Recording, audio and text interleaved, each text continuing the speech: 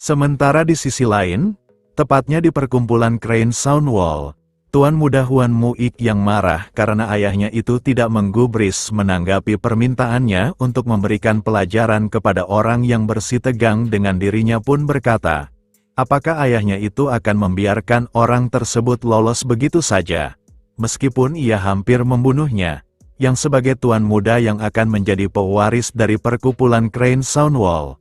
Tapi ayahnya itu malah mengatakan kalau ia hanya akan diam dan menonton saja. Dengan fakta kalau orang tersebut sudah menantang perkumpulan Crane Soundwall mereka yang memiliki otoritas mutlak di Taiyuan, meskipun orang tersebut ditahan di pengadilan. Jika itu adalah ayahnya, Tuan Muda Huan Muik berkata, kalau ayahnya itu pasti bisa membunuh orang yang bersitegang dengan dirinya di beberapa waktu yang lalu itu. Ayah dari Tuan Muda Huan Muik yang marah pun sambil menunjuk kepada anaknya itu, ia berkata, jika anaknya itu tidak menunjukkan perilaku buruk sedari awal, masalah tersebut seharusnya tidak akan terjadi, dan anaknya tersebut yang malah tidak mengakui kesalahannya itu. Ayah dari Tuan Muda Huan Muik berkata kepadanya, apakah ia benar-benar tidak tahu bahwa perilakunya itu telah menyebabkan masalah untuk Crane Soundwall mereka? Dan Tuan Muda Huan Muik yang merasa kesal dengan perkataan ayahnya itu pun lalu berkata, kalau ia hanya bercanda sedikit saja dan malah mereka bertindak nekat untuk bunuh diri. Dan dengan hidup singkat yang diambil oleh para korban tersebut, Tuan Muda Huan Muik berkata kepada ayahnya itu, kenapa ia selalu menyalahkannya soal para korban yang mengambil tindakan sesuai keinginan mereka sendiri. Ayahnya yang akhirnya diketahui ia bernama Huan Dujong. Ia yang terlihat sudah capek dengan tingkah dan pemikiran dari anaknya itu. Sambil menghela nafas, Huan Dujong berkata, kalau ia sudah salah, membesarkan anaknya itu dengan semua emas dan batu giok yang ia miliki yang membuatnya manja seperti itu. Dan di sisi Tuan Muda Huan Muik, dengan kemarahannya kepada Kang Wei, ia berkata kalau ia tidak akan pernah mundur sebelum merobek anggota badan dari Kang Wei yang sudah lancang kepada dirinya. Dan sambil mengacungkan pedangnya ke atas, ia berkata kepada para anggota perkumpulan Crane Soundwall-nya itu, kalau ia yang sebagai pewaris dari grup tersebut, para murid yang ada di depannya yang ia anggap sebagai anggota keluarganya itu, ia yang telah diancam oleh seseorang yang tak dikenal sama saja juga mengancam mereka. Dan dengan hal tersebut, Tuan Muda Huan Muik pun mengajak mereka untuk menegakkan keadilan dan memberikan hukuman mati kepada Kang Wei yang sudah berbuat lancang itu. Pada saat ia akan pergi menuju tempat pengadilan, ia yang baru membuka gerbang kediamannya pun terkejut dengan kedatangan Kang Wei yang sudah ada di depan mereka. Dan pada saat Tuan Muda Huan Muik bertanya identitas dari pria besar yang ada di depannya itu, pada saat ia menyadari kalau orang yang ada di depannya itu adalah orang yang bersitegang di beberapa waktu sebelumnya. Sebelum ia bereaksi, Kang Wei tanpa ragu langsung menebasnya dengan tebasan yang sangat kuat, dan berhasil memotong tubuh Tuan Muda Huan Muik menjadi dua. Yang hal itu pun membuat ayahnya Huan Dujong terlihat sangat marah, dan setelah menarik pedangnya dari sarungnya, ia pun dengan cepat bergerak menuju Kang Wei untuk membalaskan kematian dari anaknya tersebut. Di sisi Kang Wei, ia yang sudah menyiapkan kuda-kuda untuk bertarung, ia berkata kepada Huan Dujong, kalau ia yang sebagai biang keladi yang menyebabkan iblis itu lahir, seharusnya ia membunuh Huan Dujong lebih awal.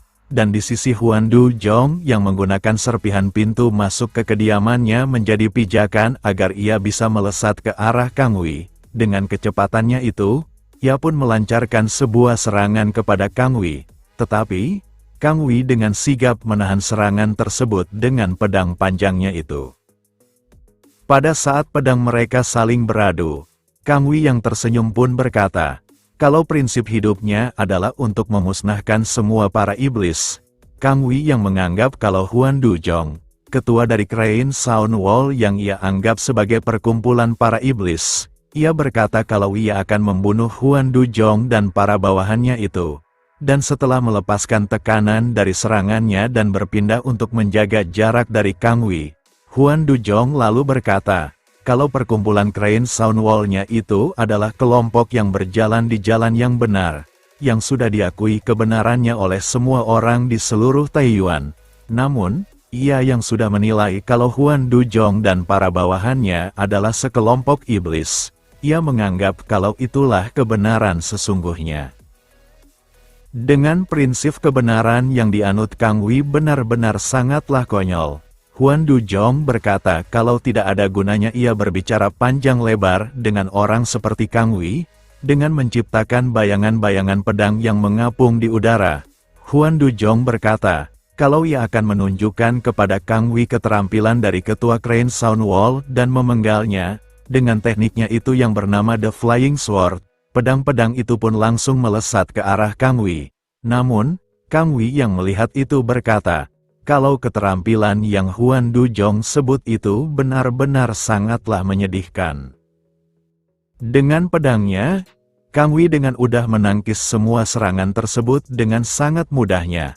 Bahkan dengan banyaknya pedang terbang yang terus menghujaninya, tidak ada satu pun yang bisa mendaratkan luka kepada Kang Wi. Yang hal tersebut pun membuat para anggota Crane Soundwall terlihat terkejut, tak terkecuali dengan Huan Duzhong itu sendiri. Dan Huan Duzhong yang sangat marah karena tekniknya itu tidak bekerja sama sekali. Ia pun mencoba menyerang Kang Wi dengan teknik yang lebih kuat, yang bernama The Great Master Ascends to Mountain. Dan Kang Wi yang melihat itu, ia pun berkata, kalau teknik Huan Duzhong tersebut, ia anggap cukup membuatnya terkesan. Dengan menerjang ke arah Kang Wi, dengan teknik tersebut Huan Duzhong berencana akan menusukkan pedangnya ke arah jantung Kang Wi, dan Kang Wi yang sudah menyiapkan kuda-kudanya untuk melancarkan sebuah serangan.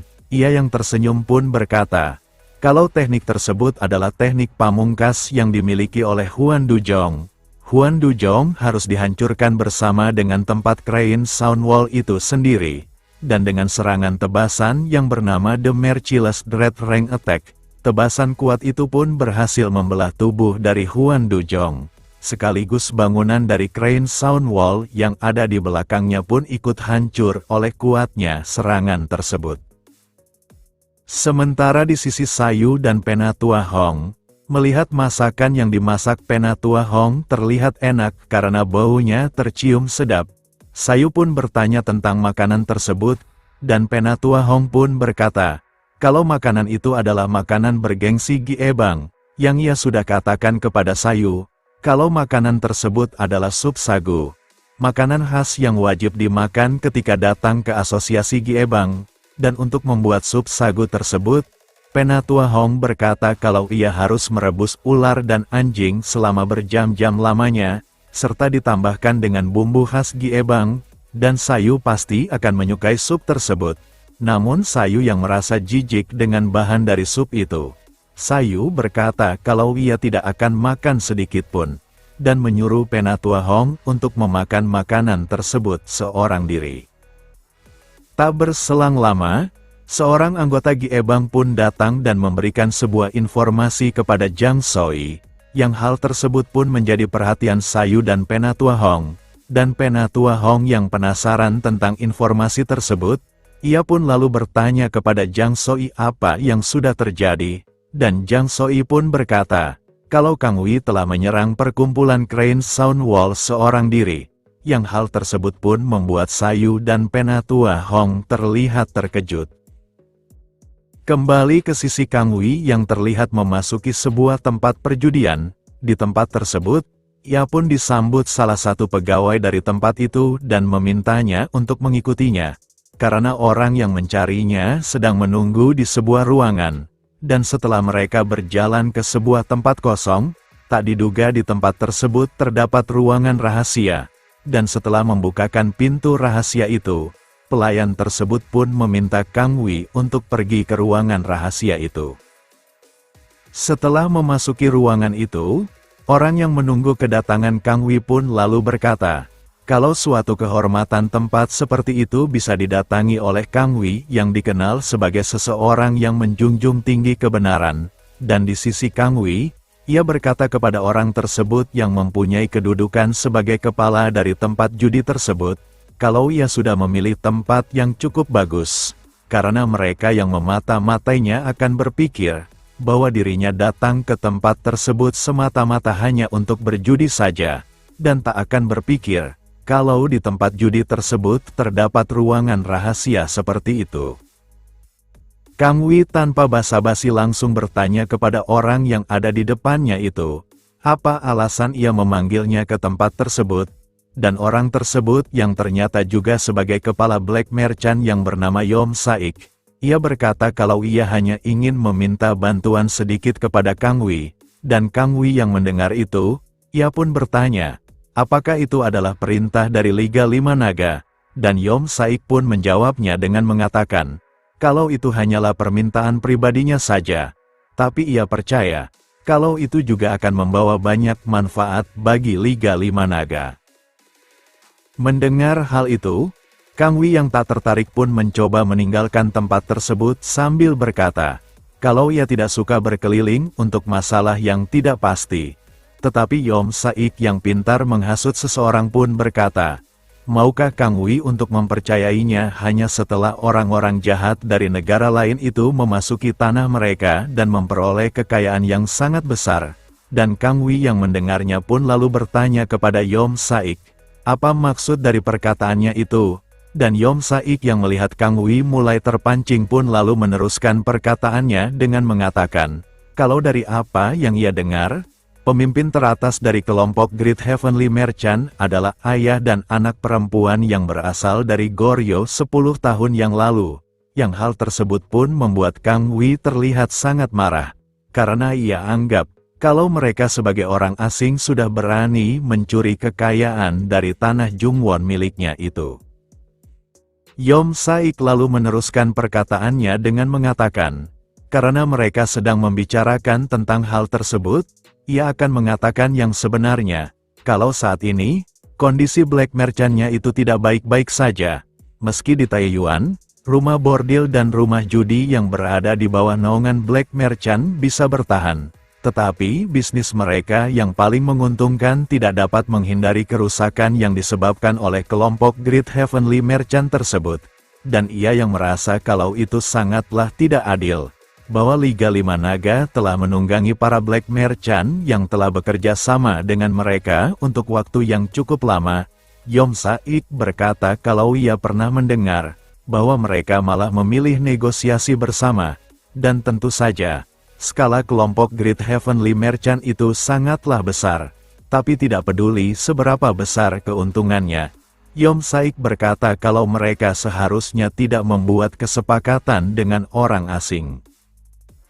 Mendengar hal tersebut, sambil mencengkeram pedangnya dengan sangat erat, Kang Wi lalu berkata, kalau ia akan memusnahkan para iblis-iblis itu, karena mereka yang hanya orang asing telah berani-beraninya melintasi wilayah mereka. Dan dengan hal tersebut, Kang Wi menganggap, kalau orang-orang yang berasal dari luar Ming besar, tidak diragukan lagi kalau mereka adalah iblis yang harus dimusnahkan, serta akan menunjukkan kepada mereka, seberapa menakutkannya kekuatan dari orang-orang Jungwon. Dan sambil meninggalkan tempat tersebut, Kang Wi berkata, kalau ia akan membuat kelompok Great Heavenly Merchant menghilang dari Taeyuan dengan segera. Setelah Kang Wi pergi, M. Doyang yang sedari tadi menguping di ruangan sebelahnya pun lalu muncul sambil berkata kepada Yom Saik, kalau ia benar-benar sangat menakjubkan, karena ia dapat dengan mudah membuat Kang Wi bergerak dengan kemauannya sendiri. Dan karena hal tersebut, M. Doyang pun beranggapan, kalau Yom Saik memang pantas disebut yang terbaik di antara para Black Merchant, dan Yom Saik yang mendapatkan pujian itu pun berkata kepada M. Doyang, kalau ia terlalu memujinya, karena ia hanya memberi sedikit motivasi kepada Kang Wi, karena ia mendengar sejak orang tuanya dibunuh oleh tentara Yuan, sehingga Kang Wi telah mengembangkan antipati yang besar terhadap orang asing. Yom Saik berkata kalau ia hanya memberikan Kang Wi sedikit motivasi saja. Tetapi M. Doyang berkata, karena poin itu juga yang membuat Yom Saik menjadi orang yang sangat menakutkan. M. Doyang lalu bertanya kepada Yom Saik, akankah hal tersebut berjalan sesuai dengan rencananya? Dan Yom Saik yang merenung pun malah mengatakan, Kalau sebenarnya, ia ingin mengajaknya ke dinding air mata merah, dan dengan senang hati, M. Do Yang berkata kalau ia akan ikut bersama dengan Yom Saik ke tempat tersebut, sementara di sisi Sayu yang pergi ke sebuah kedai. Setelah menuangkan minuman kerasnya ke sebuah gelas, Sayu berkata, kalau melihat bulan setelah mandi dan minum minuman keras yang ada di tangannya itu, Sayu berkata kalau itu cukup bagus untuk menikmati suasana yang sekarang sedang terjadi, dan Sayu yang teringat kembali dengan The Underworld Devil's Sword Kang Wi. Ia pun bertanya-tanya, apakah seharusnya ia membunuh Kang Wi sedari awal pada saat pertarungannya di beberapa waktu sebelumnya. Sayu yang berkata seperti itu dikarenakan ia mendengarkan kabar dari Jang Soi di beberapa waktu sebelumnya di asosiasi Gie Bang dengan ia yang berkata, kalau Kang Wi sudah menghancurkan perkumpulan Crane Sound Wall yang dipimpin oleh Huan Du Jong. Bahkan semua murid dari Crane Sound Wall yang telah dibantai habis oleh Kang Wi di waktu tersebut, tak terkecuali dengan Huan Du Jong dan Tuan Muda Huan Muik. Setelah membunuh mereka, Jang Soik berkata kalau Kang Wi langsung menggantung mayat mereka di tempat tersebut, dan Penatua Hong yang mendengar itu, ia pun bertanya-tanya, apakah ada alasan mengapa Kang Wi mengancam mereka di depan umum, dan kemudian memerintahkan Jang Soi untuk mengawasi Kang Wi dengan 3 atau 4 pria luar biasa dalam pengawasan tersebut, serta mengingatkannya, kalau ia tidak boleh ketinggalan informasi sedikit pun tentang Kang Wi dan Jang Soi dengan para bawahannya yang ia pilih. Sambil memberikan hormat kepada Penatua Hong, ia berkata kalau ia akan mengemban tugas tersebut dengan sungguh-sungguh. Dengan informasi yang Sayu dapatkan itu, meski asosiasi Gie Bang akan mengurus perihal tersebut, namun seperti yang Penatua Hong katakan kalau Kang Wi ada hubungannya dengan Black Merchant dan Liga Lima Naga, Sayu berkata kalau itu bisa merepotkan jika ia mengacaukan mereka dengan tergesa-gesa. Dan karena hal tersebut, pertama-tama ia akan pergi ke kelompok Great Heavenly Merchant dalam prioritasnya. Karena mereka memiliki kantor cabang besar di Taiyuan, Sayu beranggapan kalau ia akan dengan mudah menemukan mereka. Jika memang benar kalau Kang Wi yang dijuluki The Underworld Devil's Sword benar-benar terkait dengan Black Merchant, dan tak berselang lama, seorang gadis misterius dengan pakaian merah dan penutup wajah, serta didampingi oleh 2 orang yang ada di sampingnya pun datang ke kedai yang Sayu datangi di malam tersebut. Sayu yang sudah melihat buku direktori Gang Ho yang diberikan Penatua Hong kepada dirinya, Sayu yang tahu dari buku tersebut, kalau pola awan biru yang dipakai oleh kelompok seniman seni bela diri, orang-orang tersebut adalah murid dari Sekte Hua. Dan bunga plum merah yang dikatakan bahwa ada bunga plum darah di Gunung Hua yang menyebarkan aromanya ke seluruh dunia. Sayu yang melihat wanita yang baru datang tersebut seperti ciri-ciri di buku itu, ia merasa yakin, kalau wanita yang ada di depannya itu pasti salah satu dari 3 bunga Gang Ho, yang dikenal bunga plum darah, yang bernama Dan Mok Song Yeon. Sayu yang pernah mendengar, kalau Sekte Gunung Hua mengikuti prinsip Taoisme, mengakibatkan mereka tidak mengizinkan murid perempuan untuk masuk. Namun Dan Mok Song Yeon adalah murid yang menerobos tabu itu, dan melihat ia datang ke tempat tersebut, Sayu pun bertanya-tanya, apakah itu adalah suatu kebetulan belaka. Di sisi Dan Mok Song Yeon dan kedua orang yang mengikutinya melihat tidak ada tempat kursi kosong di kedai tersebut, salah satu dari mereka berkata kalau sepertinya mereka harus berbagi meja dengan orang lain, dan Dan Mok Song Yeon yang melihat Sayu duduk seorang diri. Ia yang merasa kalau energi yang dimiliki oleh Sayu sangatlah tidak biasa. Ia yang melihat Sayu mempunyai mata berwarna biru pun bertanya-tanya, apakah Sayu itu adalah orang asing yang datang ke tempat tersebut? Dan Dan Mok Song Yeon yang menghampiri Sayu pun lalu berkata kepadanya, jika Sayu tidak keberatan, Dan Mok Song Yeon pun meminta pengertian dari Sayu untuk ia bisa bergabung di meja yang Sayu tempati itu. Karena seperti yang Sayu lihat, Dan Mok Song Yeon berkata kalau tidak ada kursi kosong lagi yang tersisa bagi mereka. Dan dengan santai, Sayu pun memperbolehkan mereka untuk bergabung di mejanya itu.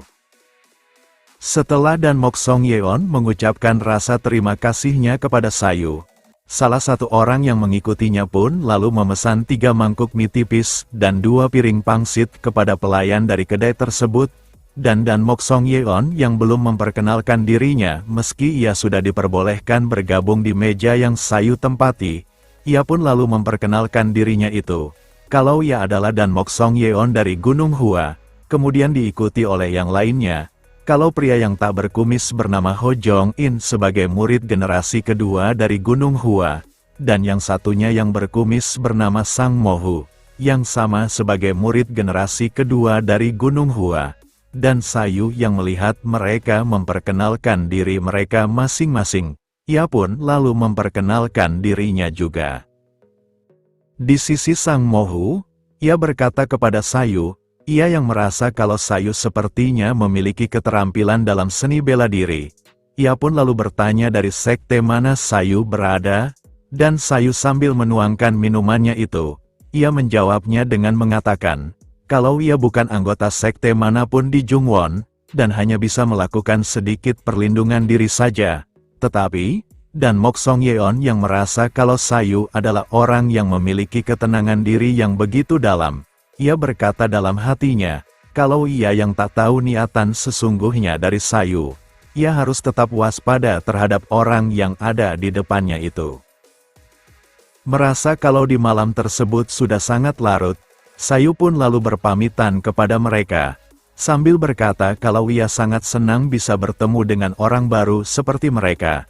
Dan mereka yang melihat Sayu pergi meninggalkan tempat tersebut, Ho Jong In yang sambil melihat Sayu pun lalu berkata, kalau Sayu adalah orang yang sangat unik, karena biasanya ketika orang mendengar bahwa orang yang ada di depannya adalah si bunga plum darah, Ho Jong In berkata kalau mereka pasti tidak bisa tenang seperti Sayu sekarang, dan Dan Mok Song Yeon pun berkata, kalau dunia tersebut sangatlah luas dan Sayu tidak memiliki banyak pengetahuan, dan Mok Song Yeon beranggapan kalau Sayu mungkin tidak mengenal dirinya, dan menyuruh mereka berdua untuk tidak perlu repot tentang soal sepele seperti itu.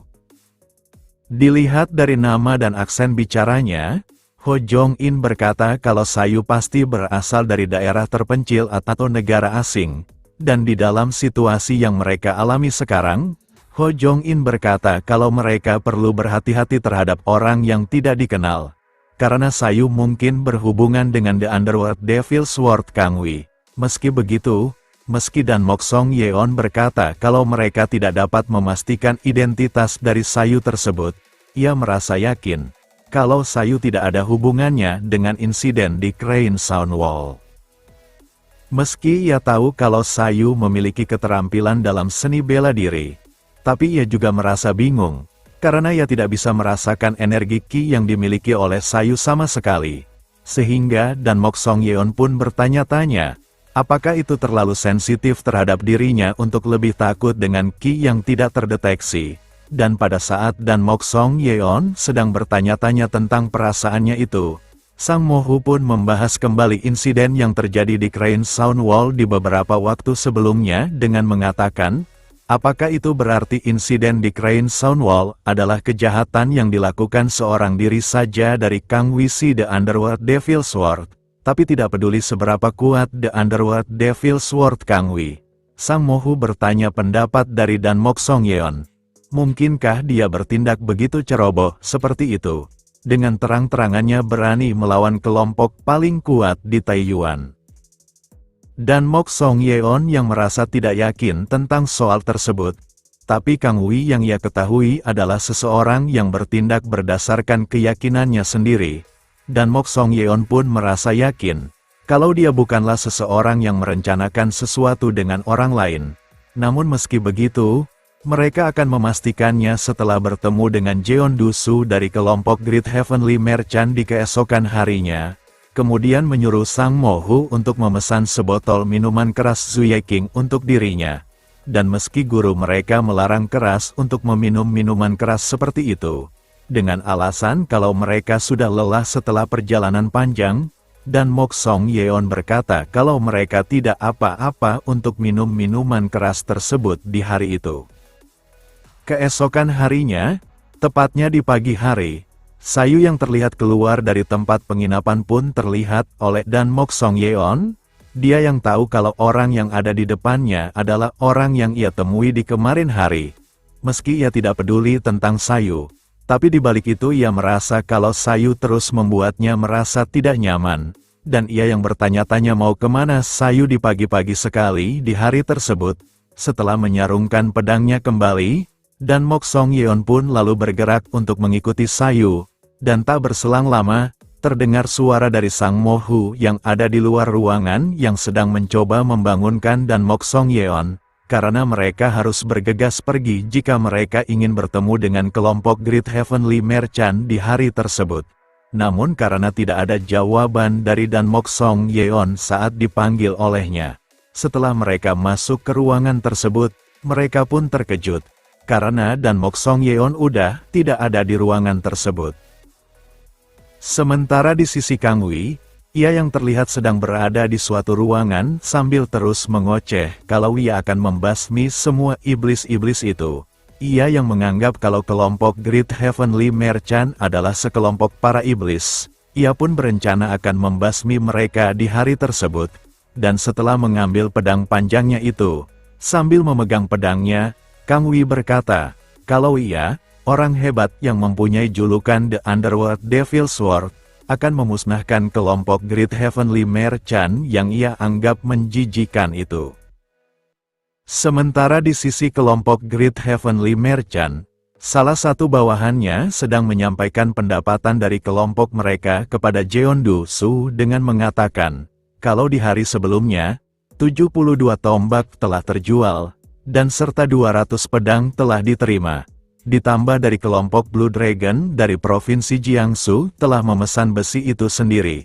Dan Jeondu Su yang dikenal sebagai The Master Trader, sekaligus ketua dari kantor cabang Taiyuan dari kelompok Great Heavenly Merchant, mendengar laporan tersebut pun berkata, kalau seperti yang ia harapkan, sepertinya mereka membuat senjata mereka sendiri. Dan ia yang memiliki janji makan malam dengan wakil ketua Taiyuan di hari tersebut.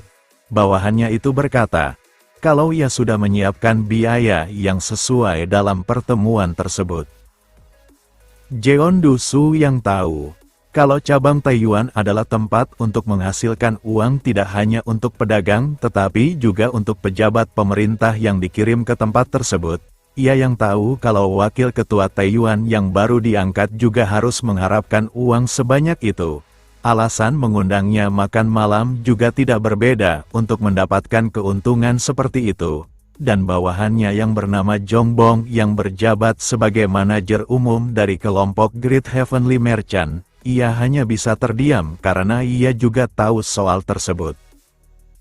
Jeondu Su pun lalu memerintahkan Jongbong untuk mempersiapkan segala sesuatu dengan sangat matang. Karena pekerjaan rekonstruksi gerbang benteng yang runtuh di hari sebelumnya, harus dilakukan oleh kelompoknya itu, dan jika kelompoknya itu akan memberikan suap kepada mereka, Jeondu Su berkata kalau pihaknya itu harus melakukannya dengan sungguh-sungguh. Soalnya ia harus memberinya makan dengan benar pada makan malam pertama mereka, agar efektivitasnya bertahan lama. Dan Jongbong yang berkata kalau ia akan memastikan semua itu dengan sempurna. Ia pun lalu pamit mengundurkan diri, dan Jeondu Su yang mendengar kalau orang yang bernama Myung Hui sudah kembali dari Shenyang. Ia pun meminta Jongbong untuk memanggilnya untuk masuk ke ruangannya tersebut.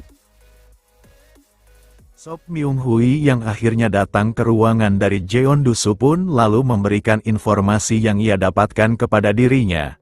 Kalau mengenai kematian sebenarnya dari Mo Yong-dong-chon disebabkan oleh orang yang dijuluki dengan panggilan King of War. Namun di balik kejadian itu, Sop Myung Hui merasa ada yang aneh. Karena asosiasi Giebang seperti dengan sengaja mengendalikan informasi tentang kejadian tersebut, dan Jeondu Su yang mendengar hal itu, ia merasa kalau asosiasi Giebang tidak mungkin melakukan hal tersebut kalau tanpa ada alasan tertentu. Dan kemudian menyuruh Sop Myung Hui untuk mencari lebih jauh soal hal itu. serta juga bertanya, bagaimana pergerakan dari Black Merchant yang sekarang belum terlihat. Sop Myung Hui pun berkata, kalau Black Merchant tidak ada pergerakan signifikan selama ia mengawasi mereka, yang hal itu pun membuat Jeon Du-soo merasa tidak mengerti. Karena sudah 3 bulan berlalu, ia tidak percaya kalau Black Merchant tidak sama sekali melakukan pergerakan, meskipun ada banyak kelompok pedagang di daerah Taiyuan, tapi hanya kelompok Black Merchant yang bisa menjadi penghalang Great Heavenly Merchant mereka. Dan dengan apa yang ia pikirkan tersebut, Jeon Du-soo merasa yakin, kalau mereka juga berpikiran sama seperti dirinya. Dan meski ia mendapatkan keuntungan sangat besar dari mengantarkan senjata pada pejabat pemerintah dan sekte-sekte yang menjadi pelanggannya, dikarenakan kelompok Black Merchant yang bersaing ketat dengan dirinya tidak lagi aktif dalam perdagangan tersebut. Tapi di balik itu Jeon Du-soo merasa gelisah dengan apa yang dilakukan oleh kelompok Black Merchant tersebut. Terutama dari Yom Sa-ik yang sebagai ketua dari kelompok Black Merchant itu. Jeon Du-soo berkata kalau ia adalah orang yang sangat sulit untuk diurus. Dan melihat dari kepribadiannya itu, Jeon Du-soo berkata kalau ia tidak mungkin hanya duduk dan tidak melakukan apa-apa untuk perkumpulannya itu. Dan karena hal tersebut, Jeon Du-soo memberikan sebuah perintah kepada Sop Myung Hui, kalau ia harus memprioritaskan misinya itu untuk mengawasi pergerakan dari Yom Sa-ik lebih ketat lagi.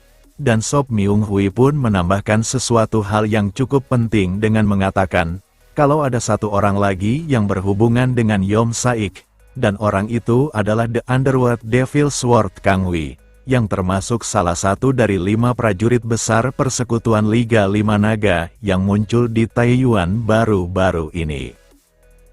Jeon Du-soo yang juga mendengar tentang kemunculan Kang Wi, dengan membawa tragedi Lautan Darah, yang awalnya hanya ingin membunuh Tuan Muda Huan Muik dari Crane Soundwall. Namun karena ayahnya Huan Du-jong ingin membalaskan kematian dari anaknya itu, ia pun ikut dibantai oleh Kang Wi, dan ia yang belum puas tentang tindakannya itu, dia juga membantai seluruh murid dan pelayan Crane Soundwall tanpa tersisa, serta juga membumi hanguskan perkumpulan Crane Soundwall sampai berkeping-keping. Meskipun tujuan kemunculan ia di Taiyuan masih belum diketahui, tapi apapun tujuannya itu, Sop Myung Hui berkata, kalau selama Kang Wi masih terikat menjadi anggota 5 prajurit, alasan kemunculannya sudah dipastikan, kalau itu berhubungan dengan persekutuan Liga 5 Naga, dan jika itu berhubungan dengan Liga 5 Naga, itu sudah dipastikan, kalau hal tersebut berhubungan dengan kelompok Black Merchant, sehingga Sop Myung Hui merasa yakin kalau sebentar lagi pasti akan ada pergerakan dari Black Merchant tersebut. Mendengar apa yang dikatakan oleh Sop Myung Hui tersebut, Jeon Du-soo pun beranggapan kalau itu ada benarnya, dengan saling berkaitannya antara Yom Sa-ik dan The Underworld Devil Sword Kang Wi, serta kelompok Black Merchant dan persekutuan Liga 5 Naga.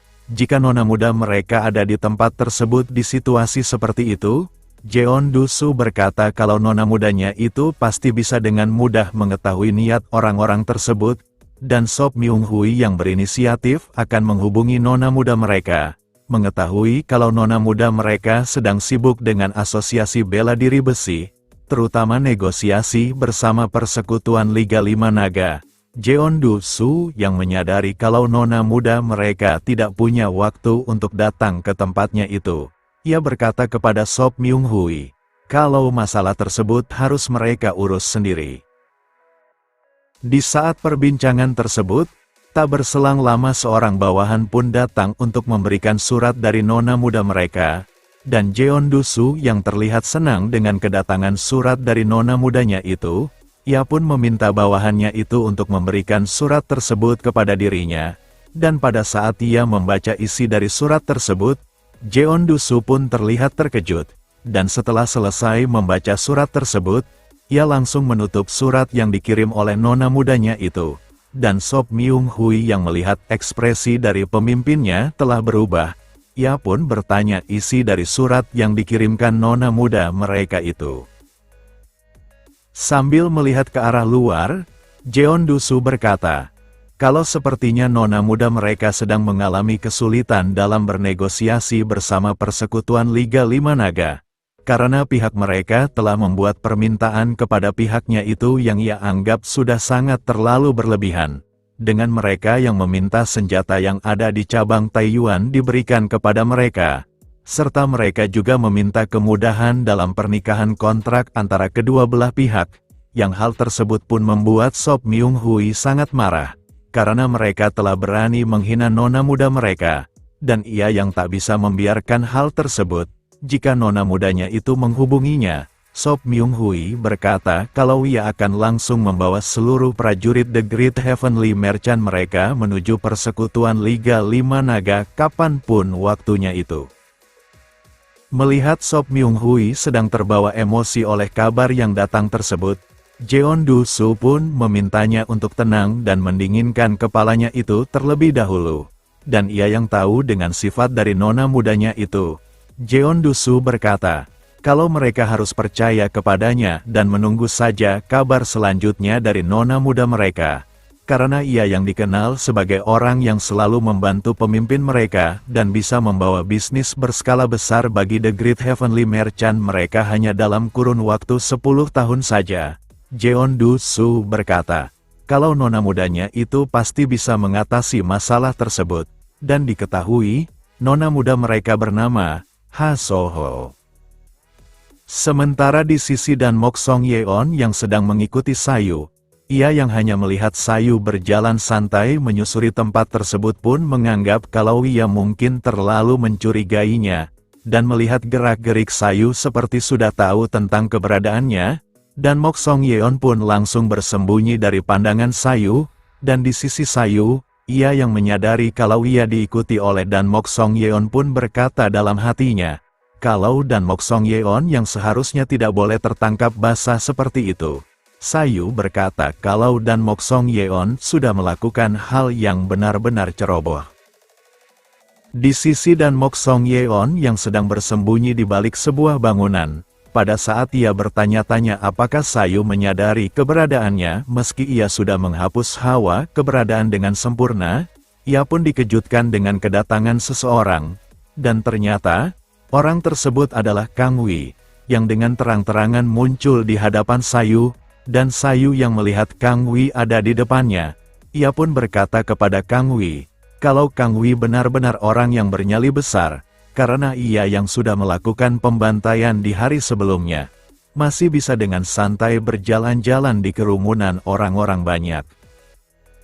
Melihat Sayu sedang berbincang dengan The Underworld Devil Sword Kang Wi, ia pun terkejut, karena Kang Wi terang-terangan menunjukkan dirinya itu secara langsung, dan ia yang bertanya-tanya apakah Sayu dan Kang Wi saling mengenal satu sama lain, sambil memakaikan cadarnya kembali. Dan Mok Song Yeon berkata kalau ia sepertinya harus ikut campur, karena mungkin Sayu benar-benar ada hubungannya dengan musnahnya perkumpulan Crane Soundwall seperti yang dikatakan Ho Jong-in di hari sebelumnya.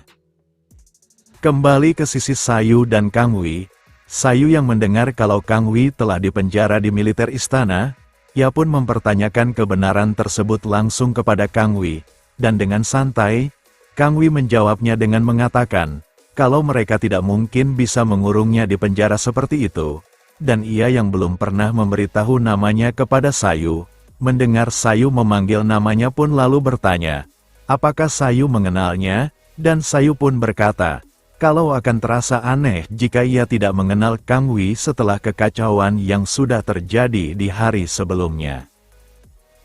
Di dalam perbincangan tersebut, Sayu pun merasa sedikit kebingungan, kalau Kang Wi yang sudah ia kalahkan di pertarungan di hari sebelumnya. Ia sama sekali tidak takut setelah bertemu kembali dengan dirinya, terlebih lagi Sayu yang sudah menghancurkan lengan dan bahu dari Kang Wi. Ia pun merasa heran karena Kang Wi bisa memulihkan cederanya itu hanya dalam kurun waktu 1 hari saja. Dan sementara di sisi Kang Wi, ia yang melihat mata Sayu yang aneh dan aksen dari ucapannya seperti orang asing, ia pun menganggap Sayu sebagai iblis yang harus ia musnahkan, dan karena Sayu juga yang membuat ia harus menunda hukuman untuk perkumpulan Crane Soundwall di hari sebelumnya. Dan meski ia menyadari, Kalau ia tidak akan bisa menang melawan Sayu dengan kemampuannya yang sekarang, ia yang tak pernah berlutut kepada iblis meski lawannya itu lebih kuat dibandingkan dengan dirinya. Sambil tersenyum Kang Wi berkata kalau tubuhnya itu sudah gatal ingin sekali mencabik-cabik mangsanya itu. Dan sambil memegang pedang panjangnya yang akan ia gunakan untuk membunuh Sayu di tempat tersebut, dengan aura membunuh yang begitu kuat, Kang Wi berkata kalau ia akan memusnahkan iblis yang sangat ia benci itu.